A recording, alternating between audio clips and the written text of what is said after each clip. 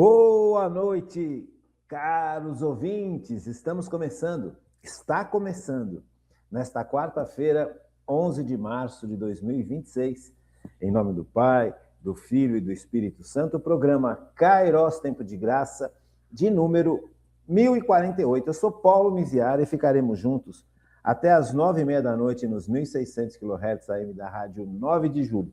Nos trabalhos técnicos, o meu amigo Michel Silva. Cadê ele? Oi, grande Michel, é isso aí.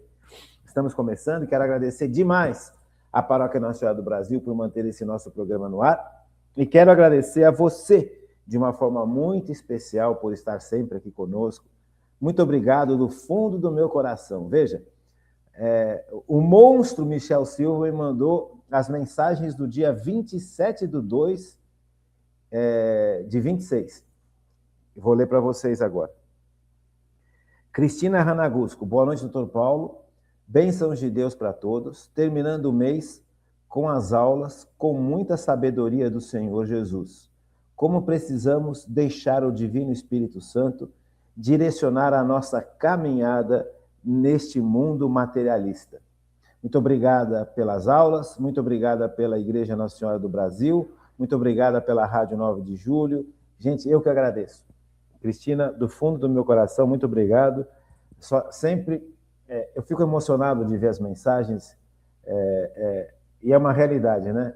Se nós não deixarmos o Espírito Santo iluminar a nossa inteligência, iluminar a nossa forma de enxergar o mundo, nós vivemos num mundo onde existe um sistema que quer nos dominar, que quer fazer com que nós sejamos apenas quase que escravos. Veja, aqui eu não estou falando de A, B, C, D ou E. Estou falando de um sistema que está sendo estabelecido no mundo, onde o ser humano não tem valor. Nós estamos voltando aos tempos dos impérios antigos, onde uma casta mandava e o resto era tratado como resto. Veja, com o cristianismo, isso tudo foi modificado. O cristianismo ele trouxe a verdade para o ser humano. Nós somos filhos e filhas de Deus. Nós temos dignidade. Somos corpo e alma espiritual.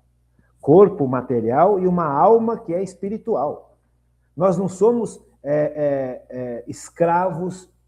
Nós não fomos feitos por Deus para sermos escravos de poderosos, de endinheirados, de políticos poderosos, nada disso. Nós somos filhos e filhas de Deus, vivemos num mundo que foi criado por Deus.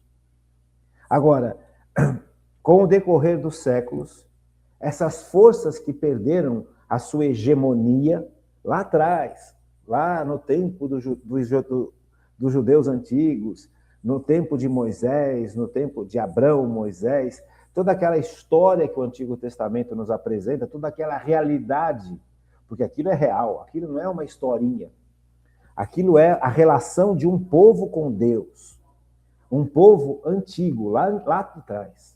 E esse povo antigo trouxe essa relação com Deus para o mundo.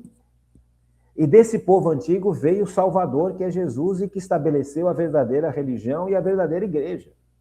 Agora, com o decorrer do tempo, dos séculos, essas forças que foram vencidas pelo cristianismo, de certa forma, se reorganizaram. Porque isso é movido pelo inimigo de Deus, gente. Sabe, é isso que a gente não consegue enxergar, porque se nós não deixarmos que o Espírito Santo nos mostre, hoje as pessoas nem acreditam mais que exista Deus, quanto mais que exista um inimigo de Deus. Tudo isso passou a ser visto como um mito. Só que não é mito, é realidade, é verdade. Este inimigo de Deus, ele não foi extirpado, ele foi vencido. Agora, com o decorrer do tempo, e aqui é o que a igreja chama de mistério da iniquidade. É um mistério. Este inimigo, ele ainda age, e Deus permite, de certa forma, esta ação do inimigo até um determinado limite. Por quê? Porque o ser humano tem um negócio chamado liberdade. Nós não somos robozinhos. Nós não somos feitos para seguir ordens de outros seres humanos. no sentido de domínio absoluto. Nós somos feitos para amar a Deus e chegar à condição de, na liberdade, escolher Deus ao invés dos prazeres momentâneos. Então, essa realidade precisa ficar bem clara para a gente. Existe sim o mal, e o mal age no mundo até determinado limite. Deus põe um limite da ação do inimigo. Mas dentro desta ação inimiga, o inimigo tem uma certa liberdade de tentar a humanidade. E essas tentações estão levando a humanidade, ou uma parte da humanidade, a reconstruir uma sociedade onde Deus foi eliminado. Voltar àqueles tempos antigos onde o verdadeiro Deus não era conhecido. E se o verdadeiro Deus não é conhecido, estabelece-se uma situação de mundo onde quem vence é o mal. Então, novamente, estão se formando os novos impérios. E agora, a pretensão orgulhosa dessas linhas é criar um império tão grande quanto o mundo. E ter um único líder. E por trás desse único líder estará o inimigo de Deus. Então, é isso que nós vivemos hoje. Essa tentativa de construir no mundo uma realidade pré-cristã. Porque o cristianismo venceu isso tudo. Só que o ser humano mantém um negócio chamado liberdade. Ele pode escolher a vitória de Deus em favor da humanidade, ou ele pode rechaçar essa vitória e querer construir, iludido pelo inimigo, uma situação de mundo onde ele é o centro, o ser humano é o centro. Então, hoje, o ser humano está sendo bombardeado por ideias e ideologias que fazem com que o ser humano se olhe como sendo o centro de tudo.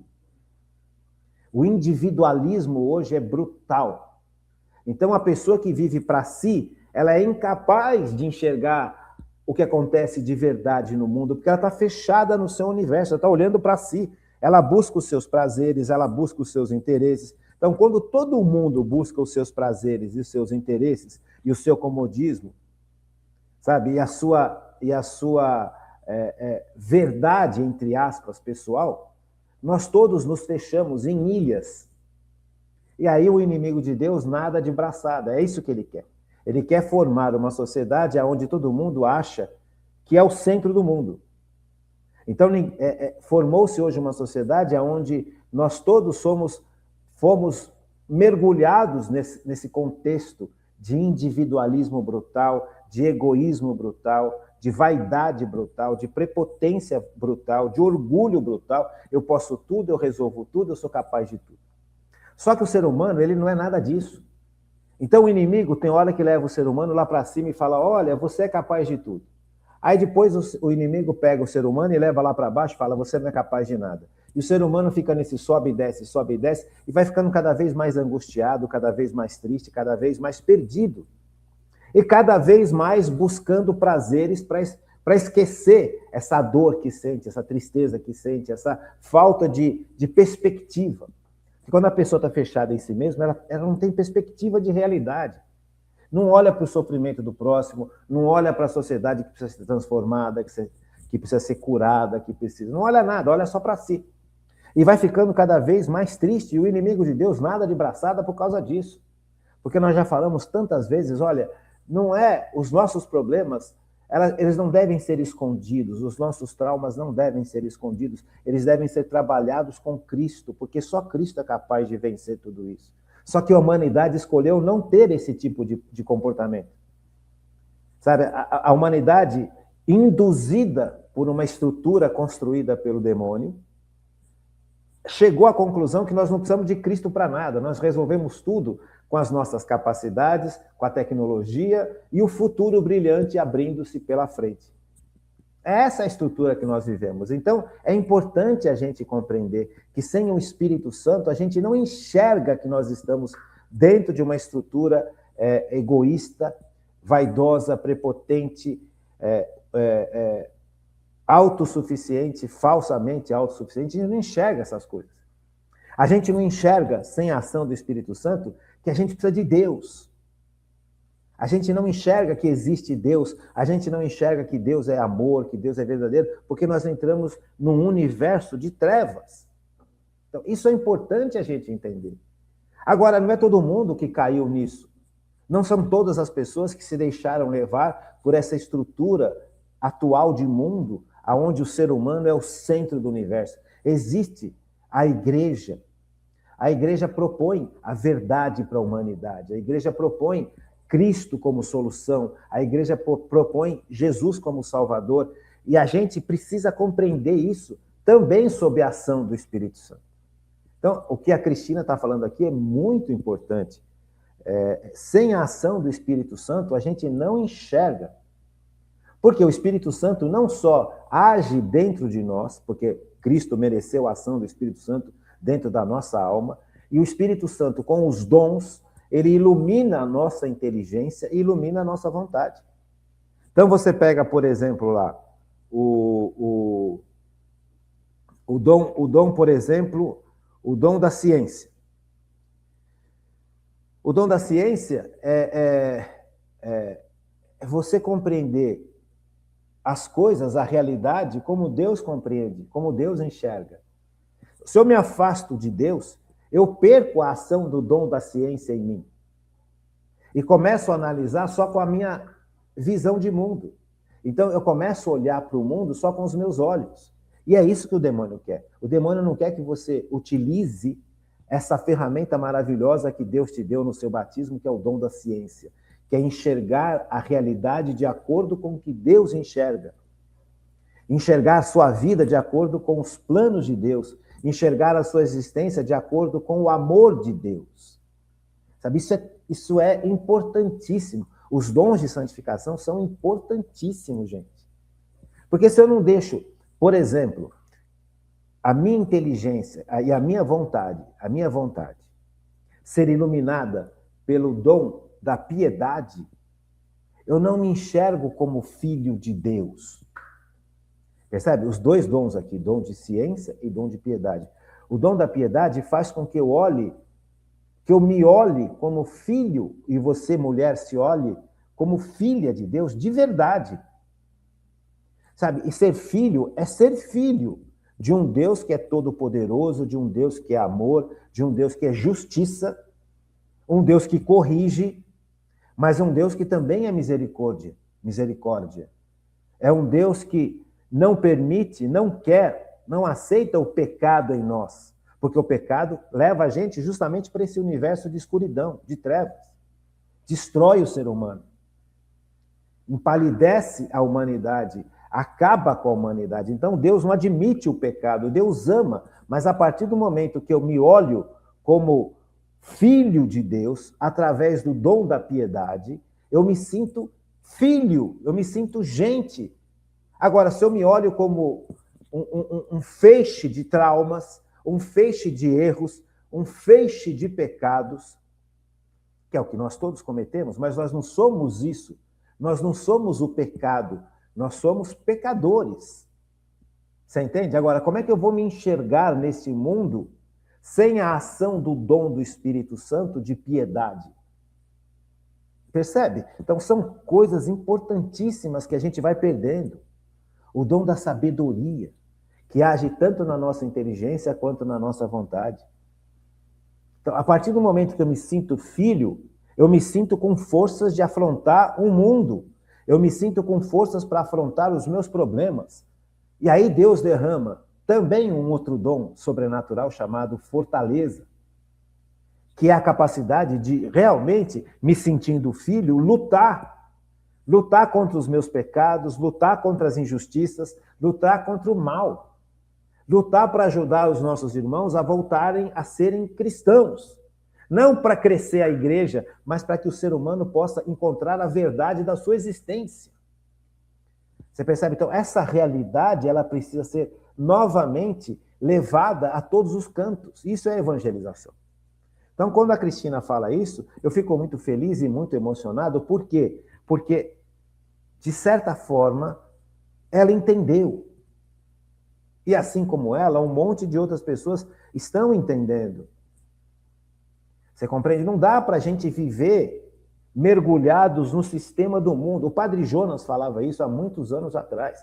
Só que quando o Padre Jonas falava isso, eu não tinha consciência das coisas que eu tenho hoje.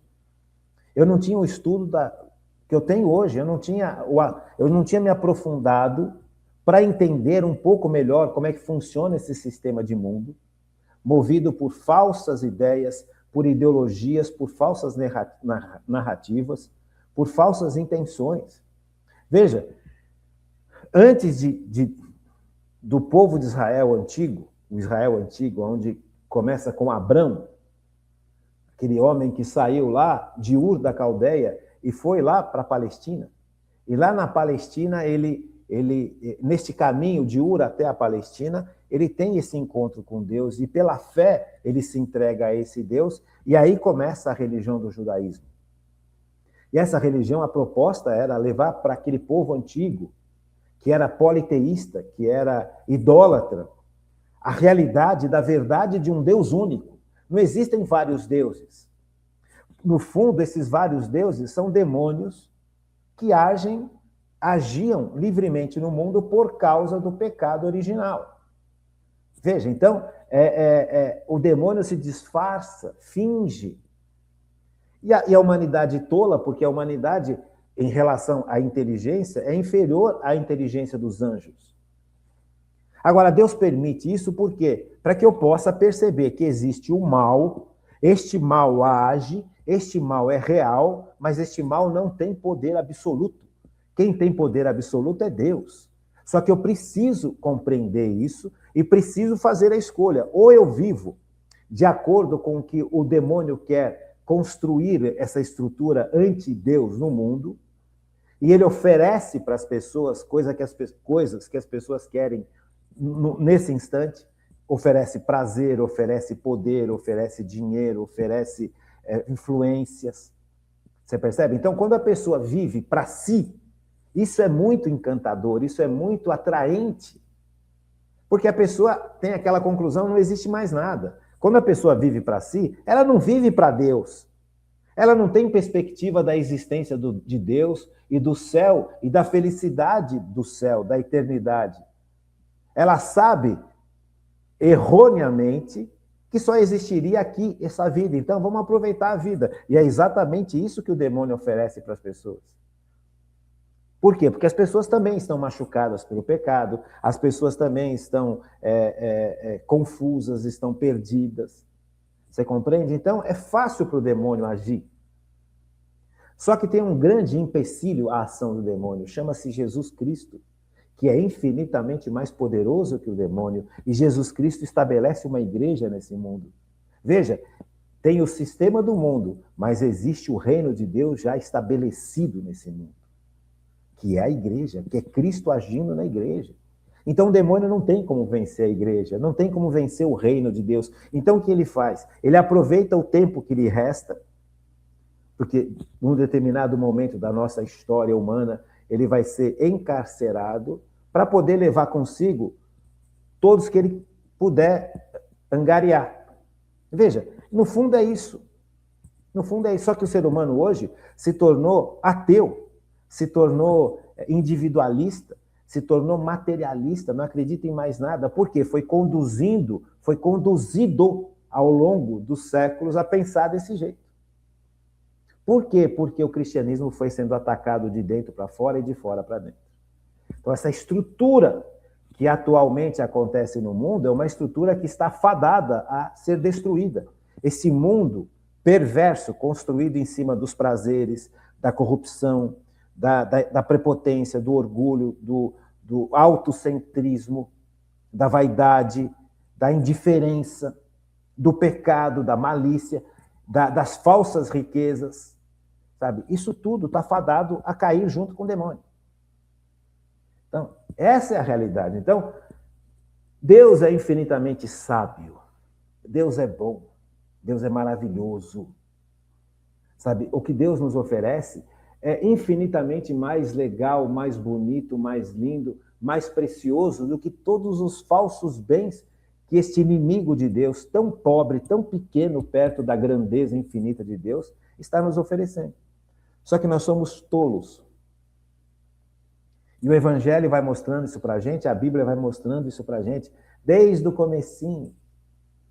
Veja, a serpente chegou para Eva e falou, não, você pode virar Deus sem Deus. Você pode se transformar em autossuficiente. Você não precisa de Deus para nada. Veja, a mesma coisa agora. O demônio continua agindo do mesmo jeito, atacando. Ele só muda a capa, só muda a roupa, mas o conteúdo é o mesmo. Então é importante. Veja, eu detesto falar do inimigo de Deus. Detesto falar do inimigo de Deus. Porque ele está vencido. Pouco tempo resta para esse inimigo ainda agir no mundo. Porque dentro da sabedoria infinita de Deus, esta ação do inimigo oferece para a humanidade a opção da escolha. E na minha liberdade, eu quero escolher a Deus. E é por isso que nós vivemos nesse mundo, para ter essa escolha e fazer essa escolha. Eu escolho servir a Deus e a igreja. Eu não quero viver neste mundo que me oferece grandes facilidades, grandes prazeres, grandes momentos de êxtases a troco da minha alma. Eu não quero. E o mundo não se conforma com as pessoas que não querem. Por isso que ataca, por isso que as grandes perseguições, por isso a igreja sofre há 2000 anos por causa disso. Então está na hora da gente acordar. Está na hora de você e eu acordarmos para a realidade. Eu peço a Deus que Deus me dê capacidade, Deus me dê inteligência, Deus me dê sabedoria, Deus me dê os dons para que eu possa te ajudar a enxergar este processo. Sabe, você e eu estamos vivos para quê? Para fazer uma escolha. Eu escolho servir a Deus e gozar com Deus a eternidade. O demônio oferece para você viver neste mundo, gozando de prazeres que foram criados por Deus de forma equivocada. Não é que Deus criou de forma equivocada. Deus criou bem os prazeres para o ser humano, mas o demônio desajustou a humanidade com o pecado para que a humanidade ficasse presa aos prazeres. Não foi para isso que Deus criou os prazeres. Você percebe? O demônio, ele é mau. Ele quer a morte.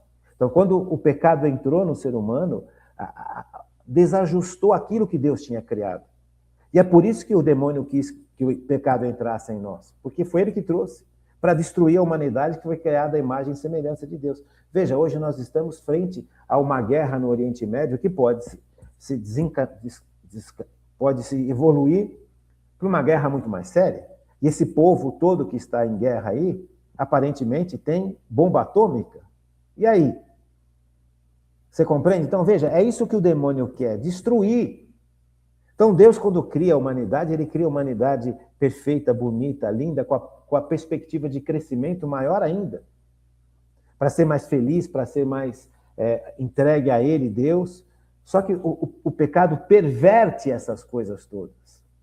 Então, nós estamos diante de uma situação em que Cristo precisa não só nos salvar, como nos reajustar à vontade de Deus. Presta atenção nisso. Cristo não só nos salva do demônio, nos salva do pecado, nos salva das consequências do pecado, abre o céu para nós, mas Cristo também precisa nos reajustar à vida que Deus quer para a gente. Não a essa situação que o pecado nos levou. Deu para entender? Por isso que eu acho muito importante esse trabalho de evangelização. Porque é o que traz para a humanidade a verdadeira luz. Deixa eu ver quem mais aqui. Rosilda Lanvigri. Eu nunca consigo falar direito seu nome, né, Rosilda? Mas muito obrigado pela sua presença, muito obrigado pelas suas mensagens. Celinha, deixa eu abrir alto, senão não enxergo. Celinha Sliacas. Boa noite, doutor Paulo. Gratidão por esta aula, sempre abençoada. Muito obrigado, Celinha. Marlene dos Reis, boa noite, gratidão sempre. Muito obrigado. Angelina Lima, boa noite, doutor Paulo. Um final de semana abençoado, com muitas bênçãos de Deus para todos. Muito obrigado, Angelina. Esse povo maravilhoso que está sempre conosco. Essas são as mensagens do dia 27, sexta-feira. 27 de fevereiro. Agora, as mensagens do dia 2 de março. Dos programas do dia 2 de março. Deixa eu abrir aqui porque senão não enxergo. O Carcará, grande Carcará, fazia tempo que eu não via o Carcará. O programa de hoje foi forte emoção da sua parte. Faz muito sentido tudo que você falou, não há dúvida. O comportamento coletivo feminino que vemos atualmente foi influenciado pela mídia e redes, né? Não posso falar aqui. Não há dúvida que as novelas mudaram, né? As novelas influenciaram esses 50 anos de televisão, sem dúvida. E aí ele dá um testemunho de onde que ele trabalha, e ele percebe a mudança do comportamento. Ele trabalha no centro de São Paulo, e ele percebe a mudança de comportamento visível nas moças, nos jovens e tudo mais. E é verdade. Existe um processo sendo colocado em prática de uma forma muito agressiva nesses últimos 100 anos, mais ou menos, de mudança de perspectiva. O mundo católico foi praticamente eliminado, no sentido de que, veja, a moral católica foi dinamitada para construir uma sociedade sem Deus. E quem está preparando essa história para construir uma sociedade sem Deus sabe que a moral católica, os 10 mandamentos, são super importantes para o bem das pessoas, para a construção de uma sociedade justa e de uma sociedade onde as pessoas têm liberdade e são capazes de fazer escolhas. Eu quero isso, eu não quero aquilo. Então, esse grupo que quer formar uma nova sociedade sem Deus, ele quer formar uma sociedade onde o ser humano não tenha essas capacidades de dizer sim ou não, de pensar, de discernir, de ter uma base sólida do certo e do errado. Eles querem um mundo onde as pessoas sejam simplesmente manipuláveis facilmente, onde as pessoas percam a sua identidade e percam seus valores, e a perdidos identidade e valores se tornem peãozinhos na mão de manipulações que são facilmente trabalhadas. Veja, existem institutos que sabem trabalhar manipulação de massa. Isso pode ser trabalhado tanto para o positivo quanto para o negativo. Existem formações hoje no mundo que garantem às pessoas que querem ter esse tipo de formação saber manipular outras pessoas através da mídia, através da televisão, através de todos os meios. Você vai inoculando ideias novas e necessidades falsas, novas, no coração da humanidade. E aí você vai destruindo aquela base que dá sustento para a humanidade para construir um império onde um grupinho manda e todo o resto obedece como escravo. Gente, isso foi na Grécia, isso foi lá naqueles impérios antigos. No Egito era assim, na Grécia era assim, na Grécia nem tanto, mas no Egito era assim, lá na Síria era assim, lá naqueles povos que hoje são Irã, Iraque, os persas, era assim. Você percebe? Então, existe aqui um desejo maligno de trazer a humanidade para uma situação inferior da própria humanidade. Fazer com que a humanidade se desfigure da imagem de Cristo. Porque em Cristo nós somos transformados à imagem de Deus. E existe esse movimento brutal de fazer com que o ser humano não seja mais formado à imagem de Deus pelo poder do Espírito Santo através dos sacramentos da igreja, mas seja deformado pelo pecado. E deformado pelo pecado, o ser humano se torna presa fácil, se torna escravo, se torna frágil. Veja, na vida da gente, quantos traumas mandam na vida da gente? Quantos medos mandam na vida da gente? Eles só não destroem a gente porque Deus não permite.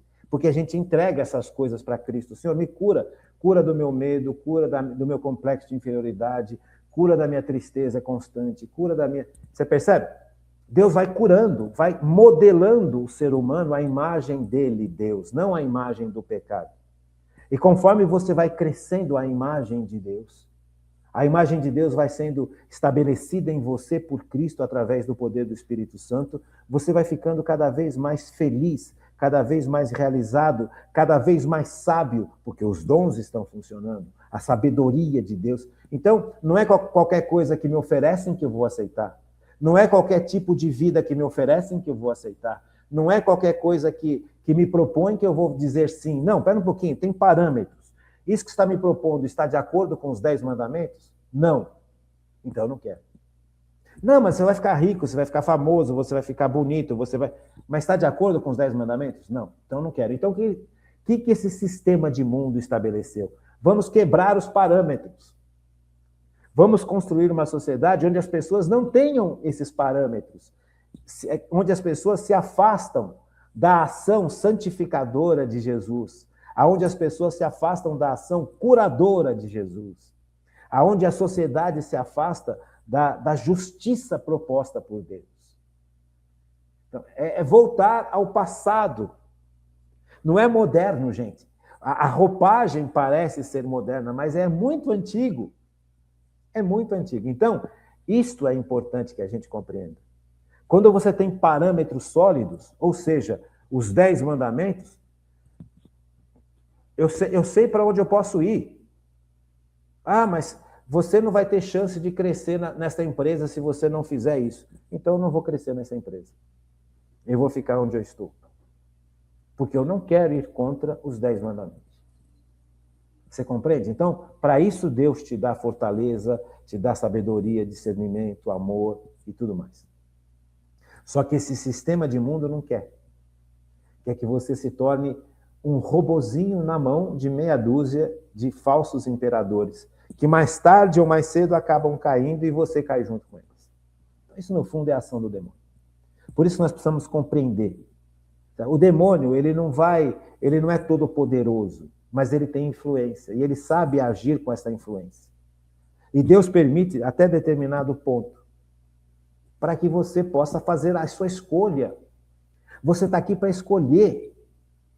Eu e minha casa serviremos ao Senhor. É uma escolha, só que essa escolha tem que acontecer todos os dias. Agora, você está sem parâmetros, sem saber o que é Deus, sem conhecer Jesus, sem conhecer o Espírito Santo, sem conhecer os sacramentos, sem conhecer a doutrina da igreja, sem conhecer a palavra de Deus, sem ter apoio da comunidade que é a igreja, sem cura interior, sem nada, que é o que o mundo vive hoje. O que resta para as pessoas? Aproveitar a vida. E é isso que o mundo ensina. Vai aproveitar a vida. Viva todos os prazeres. E aí você vai ficando cada vez mais viciado nisso, preso em si mesmo. A pessoa que é presa a uma droga, ela não quer se libertar da droga até perceber que está morrendo. A pessoa que está presa a uma sexualidade errada, ela não quer se libertar, porque aquilo dá prazer momentâneo. E a vida dela é vazia, a vida dele é vazia, a vida dela é vazia. Então, para preencher esse vazio, eu mergulho cada vez mais nos pecados. É isso que o demônio quer. Então ele vai atacar a igreja, vai atacar você, vai atacar a mim, vai atacar todo mundo que não aceita esse sistema de mundo. E é o que o padre Jonas falava, sabe? Depois eu fui compreendendo a profundidade daquilo que o padre Jonas estava falando há 20, 30 anos atrás. 40 anos atrás, praticamente. Eu ia na Canção Nova, quando a Canção Nova era barro, não tinha nada. Eu ouvi as palestras do padre Jonas, eu falava, mas o que esse padre está falando? Eu não estou entendendo o que esse homem está falando. Sabe, ele falava umas coisas, e no fundo era isso. O sistema do mundo e o sistema de Deus. Então, eu não entendia o sistema do mundo. Eu não via o sistema do mundo como algo mau. Porque eu não deixava o Espírito Santo me revelar a feiura do pecado que está por trás do sistema do mundo. Então, quando você é mergulhado no Espírito Santo, quando você vive entregue ao Espírito Santo, o Espírito Santo te revela essas coisas. Ele fala, não, isso tem aparência boa, mas é péssimo. Deixa eu falar, dá um exemplo. O exemplo ajuda a gente bastante, sabe? Esses dias eu fui fazer peixe aqui em casa. O peixe, tinha comprado filé de peixe, estava congelado, e eu fui fazer. Aí, não, quem fez foram os meus filhos que pediram, né? E a minha mulher foi fazer. Ela falou assim, vamos fazer peixe? Eu falei, vamos. Só que eu estava fazendo uma outra coisa e não podia ajudar. Aí ela falou, pode deixar que eu descongelo e tal. E quando tirou do saco, estava bonitinho, estava legal, estava bacana. Né? Aquele saco que a gente comprou no supermercado, aquela embalagem fechadinha, tudo certo, congelado. Chegamos em casa, congelamos de novo. Estava tudo certo. A hora que descongelou o peixe, porque deixou descongelando, quando descongelou o peixe, o meu filho mais velho me chamou, porque ele estava morrendo de vontade de comer peixe. Ele falou, papai, vem cá. Eu falei, o que foi? Ele falou, sente esse cheiro. Será que esse peixe está bom? Eu falei, pode jogar fora. Pode jogar fora. Então, veja, já havia apodrecido. Só que aquele gelo impedia de perceber que aquilo estava apodrecido e estragado. Quando o gelo derreteu, apareceu a podridão. A gente só enxerga a podridão, o que está estragado, o que está errado, de forma clara, se nós deixarmos o Espírito Santo iluminar a nossa visão, a nossa inteligência com o dom da ciência. Percebe? Com um outro dom chamado, que aí age na vontade, chama-se o dom da piedade e o dom do temor a Deus. O temor a Deus não é medo de Deus no sentido de eu vou para o inferno. Se eu realmente viver longe de Deus e negar Cristo até o último instante da minha existência, até no instante da minha morte, até no instante em que é a última chance que Deus está me dando para aceitar Cristo. Se até nesse último instante que eu estou morrendo eu nego Cristo, eu escolhi viver a eternidade longe de Deus, porque só Cristo pode me levar para o céu. Só Cristo pode me religar ao Pai. Percebe como isso é seríssimo? E é isso que o demônio quer. Construir uma sociedade onde as pessoas reneguem Cristo, porque acham que não precisam de Cristo. E quando acham que não precisam de Cristo, vivem para si. E quanto mais vivem para si, mais vazio se torna. E quanto mais vazio se torna, para compensar o vazio, cai cada vez mais no pecado, e cada vez mais pecado, e cada vez mais pecado, até viver numas trevas profundas. E não querer sair das trevas significa que eu optei por viver nas trevas. E o que são as trevas eternas? É a distância eterna de Deus. O inferno. Ah, não existe inferno, o inferno está vazio. É isso que o demônio quer que a gente pense. Então, o temor a Deus não é medo de ir para o inferno.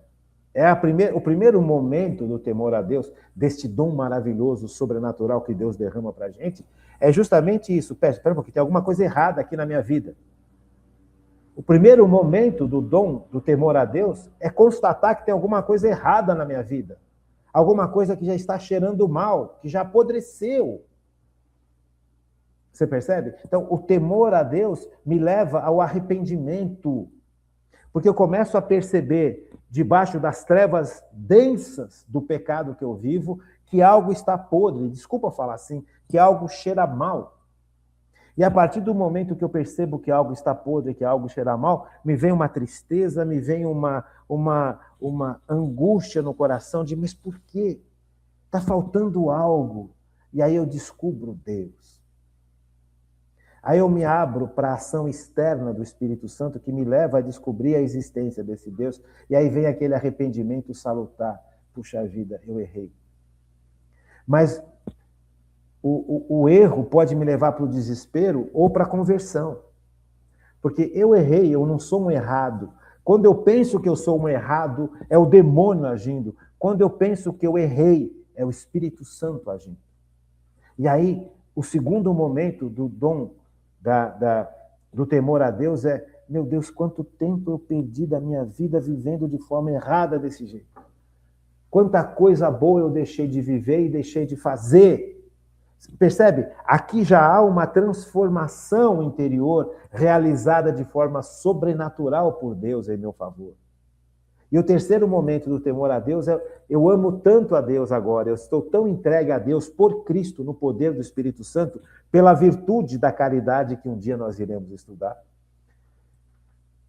que eu não quero mais pecar, porque eu já vi que é feio, eu já vi que atrapalha, e eu quero amar a Deus sobre todas as coisas. Veja, então isso é o temor a Deus. Mas para isso acontecer, eu preciso deixar Jesus agir. Então o mundo não quer que Jesus haja no teu coração. Então ele te oferece um monte de outras coisas. Ele fala que não precisa de Jesus, para que esse negócio de Jesus é bobagem. Isso aí só vai cortar o barato da sua vida. Você não, sabe, esse negócio de ficar fazendo quaresma, fazendo cortar doce, cortar... Que bobagem. Tudo é bobagem. Tudo que se relaciona à religião católica hoje se tornou bobagem. Por quê? Porque é o sistema do mundo que está agindo. Por que eu estou falando tudo isso? Porque eu estou lendo as mensagens das pessoas e aproveitando para começar a preparar o nosso campo aqui. A Iricene mandou um grande abraço, muito obrigado, Iris. Deixa eu acabar de ver aqui. Cícera Campina, muito obrigado pela sua mensagem. Zé Roosevelt, a Marlene, a Angelina, muito obrigado. Porque nós estamos começando hoje a estudar uma segunda virtude que está muito ligada à virtude da fé. Nós estudamos durante muito tempo a virtude teologal da fé. Agora nós vamos estudar, a partir de hoje, vamos começar a estudar uma virtude que está intimamente ligada à virtude teologal da fé, que é a virtude da esperança. Tudo isso que eu falei para vocês até agora está muito ligado com o que é a esperança. E talvez, das três virtudes teologais, fé, esperança e caridade, a menos conhecida, a virtude da esperança. Ela é a virtude teologal da esperança, porque vem de Deus. Não é uma coisa que eu desenvolvo sozinho, é uma capacidade que vem de Deus. Essa virtude é uma capacidade que vem de Deus. Então, essa capacidade que vem de Deus, que age na minha vida, ela abre um cenário totalmente diferente para o meu futuro. Vamos repetir? Escreve isso, gente. Pelo amor de Deus, escreva essas coisas. Essa virtude teologal da esperança, a virtude teologal da esperança, abre a minha existência para uma realidade completamente esquecida e completamente escurecida pelo sistema do mundo. Me abre para a vida eterna. A virtude da esperança, ela me abre para o futuro. Qual futuro? O futuro materialista das ideologias ou o céu para o qual nós todos fomos criados? Então, a virtude da esperança, ela abre a perspectiva da minha existência para uma grande realidade que hoje está completamente obscurecida pelo sistema do mundo, que é o céu. Então, a virtude da esperança faz com que eu comece a perceber, no mínimo, que eu comece a perceber que o meu futuro tem um norte. E esse norte é o céu. Deu para entender? Deu para começar a trabalhar um pouquinho essa virtude? Então vamos fazer uma pequena pausa e a gente já volta. Vamos lá. Então vamos ver aqui o que fala o catecismo. Cadê? Aqui. O catecismo. Gente, tá ficando velhinho, né? Eu ganhei o catecismo, esse livro aqui do catecismo, eu ganhei de uma ouvinte de você. Muito obrigado, viu? Quem me deu esse catecismo da Igreja Católica. Essa pessoa ganhou esse catecismo, essa moça ganhou esse catecismo, lá acho que na Rádio 9 de Julho, e deixou para mim. Falou, não, dá para o Paulo, aquele que dá aquela aula de Kairós para a gente. Aí, está aqui, até hoje comigo. Tá bom? Muito obrigado. Então, no número 1817 do Catecismo da Igreja Católica, vamos ler aqui, ó. Catecismo da Igreja Católica, ó. O número, deixa eu pôr aqui para frente, ó, para você ver. Tá vendo os numerozinhos? São esses numerozinhos que estão aqui, ó, 1816, 1817. Tá vendo? São esses numerozinhos que são as referências para o catecismo, para a gente poder seguir junto. Ó, meu, marca a página da Sagrada Família do Natal. Ó. Eu amo Natal. Então, olha o que fala o Catecismo da Igreja Católica. A esperança é a virtude teologal, pela qual desejamos como nossa felicidade o reino dos céus e a vida eterna, pondo nossa confiança nas promessas de Cristo e nos apoiando não em nossas forças, mas no socorro da graça do Espírito Santo. Gente, que explicação maravilhosa. Como é que pode um trecho, como é que pode um parágrafo com algumas palavras, sabe? O parágrafo é composto de palavras, lógico, mas como é que pode algumas palavras que compõem um parágrafo trazer tanta profundidade, trazer tanta realidade nova, trazer tantas perspectivas completamente diferentes? Veja, tem muita gente que confunde esperança, virtude teologal da esperança, com ir bem nas coisas desse mundo. Gente, espera um pouquinho. Vamos analisar aqui.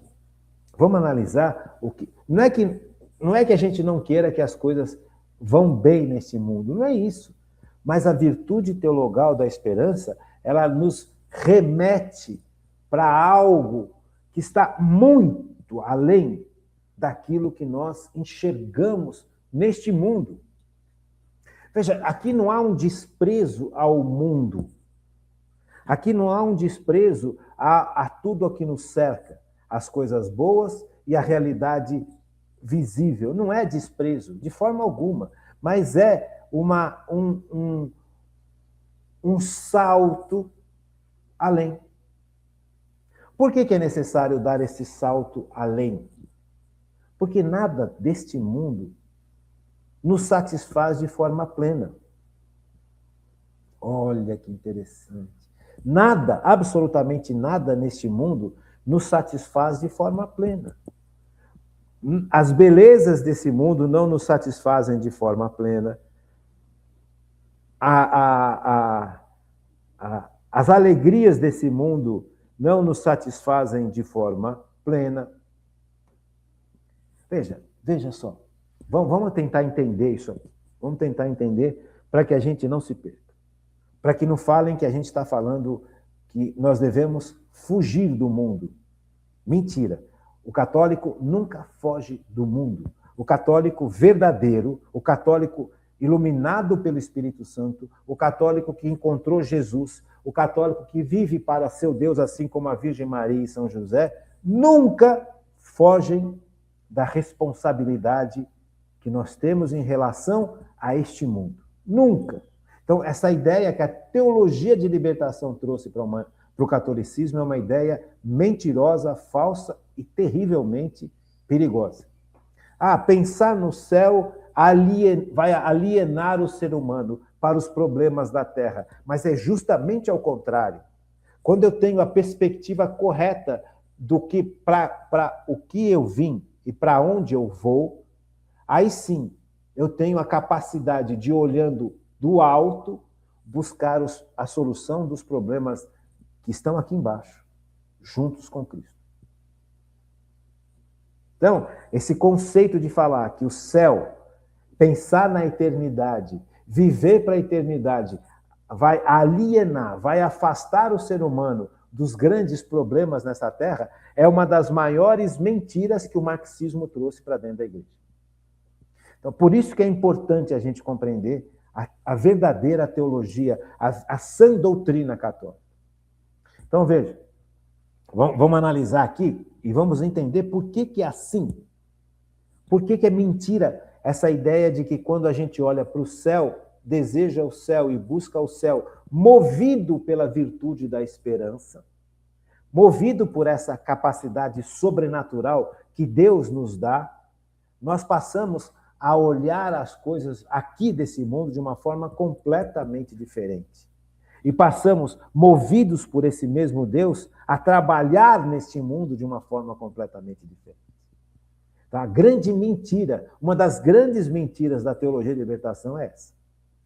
Isso foi devidamente condenado, pelo menos por 4 ou 5 papas e grandes documentos que estão dentro da igreja.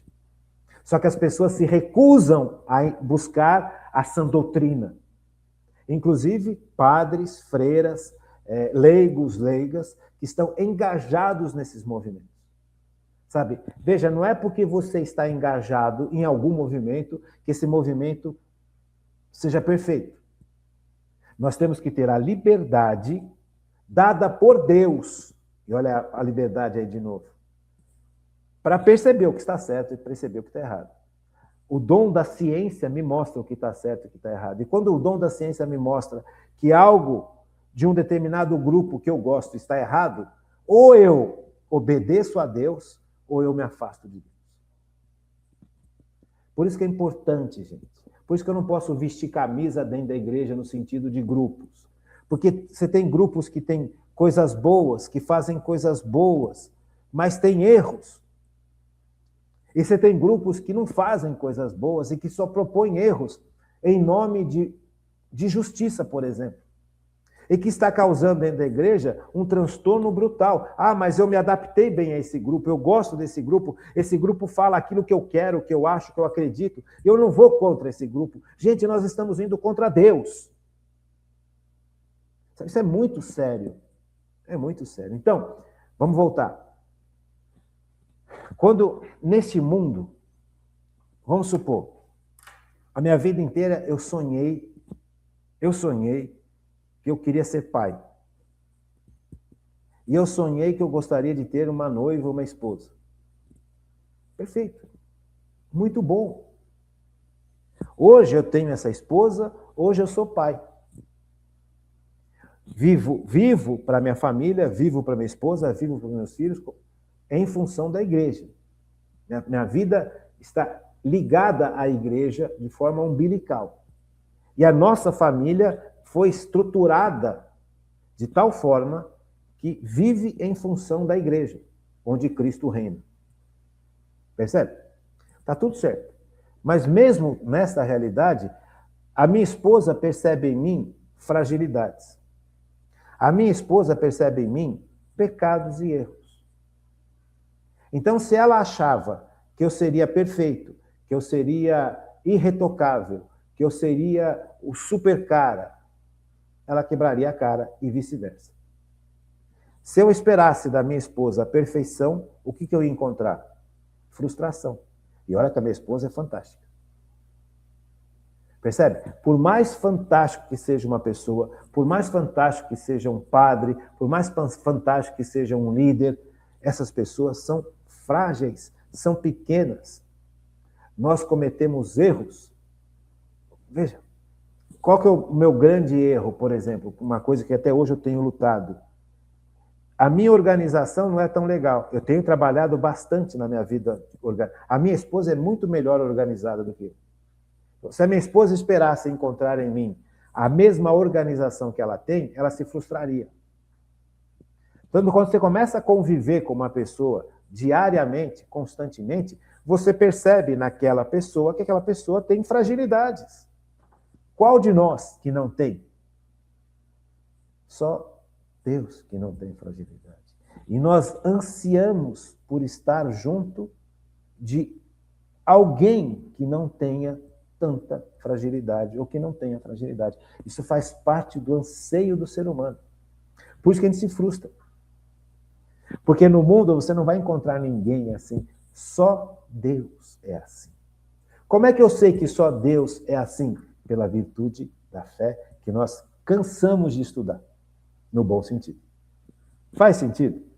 Então veja, eu estou filiado a um partido político. Eu não estou.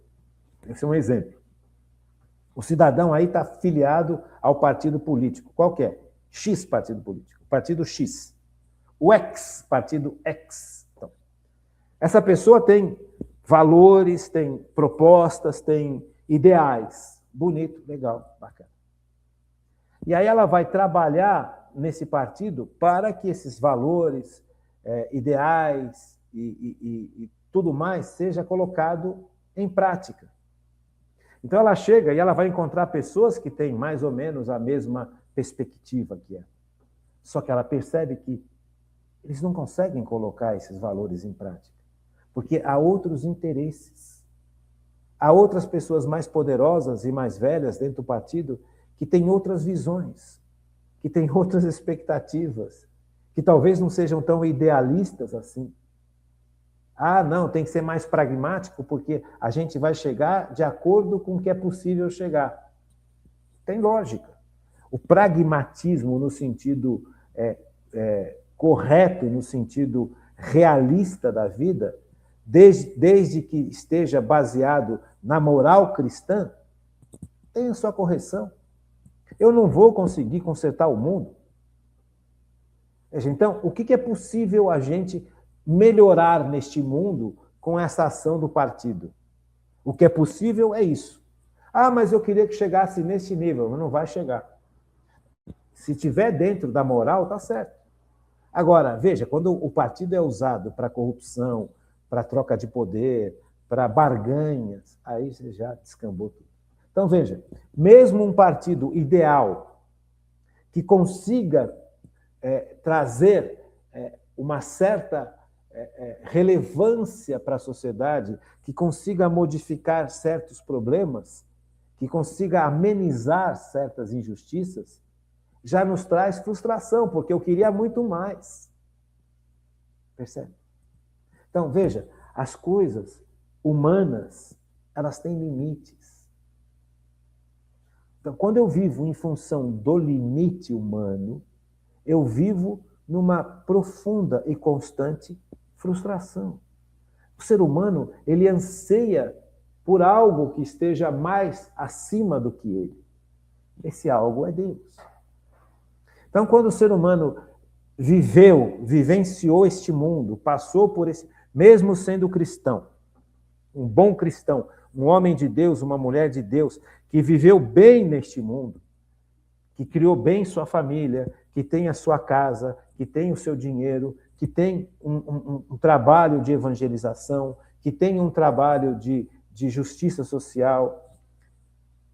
Mesmo essa pessoa que atingiu este nível de crescimento humano, de desenvolvimento que Cristo vai realizando dentro de nós, essas pessoas vão percebendo que falta algo. Falta algo. O que está faltando? O transcendente. Então, a virtude teologal da esperança nos leva a descobrir que existe esse transcendente, existe essa percepção de perfeição, isto é real, e nós podemos chegar neste nível pelos méritos e pela ação de Cristo. Isto me leva à virtude da esperança. Vamos ler de novo o que o Catecismo fala? E aí a gente compreende de forma tão linda. Olha como é lindo isso. A esperança é a virtude teologal pela qual desejamos como nossa felicidade o céu. Nós já encontramos a felicidade no mundo, nós já partilhamos a nossa felicidade no mundo, nós já vivemos de forma adequada e mesmo assim falta. Mesmo assim, nós percebemos que não completa de forma perfeita. É fácil perceber, porque você comprou uma casa, você passou a vida inteira, você e a sua família, lutando para comprar uma casa. Aí você comprou a casa. Quando você compra a casa, você se sente a pessoa mais realizada da face da Terra. É ou não é? Então, você comprou um carro. Você se sente uma pessoa muito realizada. Aí você compra uma casa, compra um carro, compra um sítio. São coisas boas. Coisas boas. Só que, de repente, você percebe que aquela casa que você lutou tanto para comprar, passado um tempo, da alegria, da felicidade, da exuberância, da vitória por ter conseguido conquistar aquela casa, e foi uma vitória que Deus participou, gente. A providência de Deus se manifestou aqui, para você poder comprar essa casa, para você poder ter saúde para comprar essa casa, para você ter inteligência para trabalhar, inteligência para saber usar o dinheiro de forma adequada, sem ser escravo do dinheiro. Tudo isso traz plenitude para o ser humano. Mas quando você comprou aquela casa, passado um mês, 2, 3, 4, aquela alegria inicial vai diminuindo. Aquele bem material que é importante, ele vai perdendo todo aquele encanto inicial. Porque aí você percebe que a casa começa a dar problema, tem infiltração nas paredes, o chão tem uma rachadura, o teto está com telha quebrada, não tem como impedir o vazamento da água do teto para baixo. Você começa a perceber que a casa vai dando um monte de problema, pinta um problema na eletricidade, pinta um problema no chuveiro.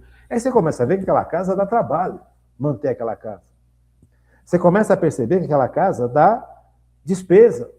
E aí vem o governo e cobra um IPTU, que é uma injustiça brutal. Cara, isso é um absurdo pagar o IPTU que a gente paga numa casa. Você está sendo... parece que você é um bandido, então você está sendo atacado para tirar dinheiro da casa que você tem. Há um sentido de pagar pela casa como um imposto para ajudar outras pessoas? Claro, mas até um certo nível. O que se paga de IPTU hoje é um absurdo. Nós estamos sendo condenados por ter uma propriedade. Essa é a verdade. Então você começa a perceber que aquela casa gera despesa direta, gera despesa de impostos, que são injustíssimos, gera dor de cabeça, gera um monte de trabalho, gera um monte de problema. Tem gente que quer invadir a casa, tem gente que quer roubar a casa. Então você tem que ter um sistema de segurança, você tem que levantar o muro. Opa, pera um pouquinho. Aquilo que há 6 meses atrás, 1 ano atrás, 2 anos atrás, era a alegria da minha vida, vai se transformando no quê? Num problema? Veja, então, essa perspectiva de encontrar, além de você mesmo e além das coisas desse mundo, a verdadeira felicidade não é um mito, é uma realidade profundíssima que está gravada no coração de todos os seres humanos. E o ser humano começa a perceber esta realidade que está gravada no seu coração, essa realidade de encontrar algo que vai além da própria humanidade, quando ele vive as coisas boas desse mundo. Porque ele percebe, ou ela percebe, que isso tudo não preenche o nosso ser, né? Como deveria preencher. Só Deus é capaz de preencher o vazio que todos nós carregamos. Então não foi o homem que criou Deus para preencher esse vazio com uma historinha. Foi Deus que criou a humanidade com essa capacidade de perceber que as coisas materiais e humanas, que são boas, não são absolutamente perfeitas para saciar o ser humano. A esposa tem os seus limites. Os filhos têm os seus limites. Os pais têm os seus limites. Aquela namorada que você conheceu há 40 anos atrás, ela é muito legal, muito bonita e tudo mais, mas tem os seus limites. Estão juntos há 40 anos, mas você percebe os limites. Você percebe que, por mais que haja amor, por mais que haja perdão, por mais que haja superação, existe ainda um vazio. E este vazio só é preenchido por Deus. E a virtude da esperança me garante que este vazio será preenchido por Deus. Obrigado por conseguir explicar. Eu tinha medo de explicar isso, eu não sabia como explicar. Porque é muito maior do que a gente imagina. Eu quero agradecer a Deus por ter nos dado o dom do Espírito para explicar. E ter dado para você o dom do Espírito para entender. Tá bom? Então é isso. Por hoje tá bom. Fiquem com Deus. Uma boa noite. E até amanhã, se Deus quiser.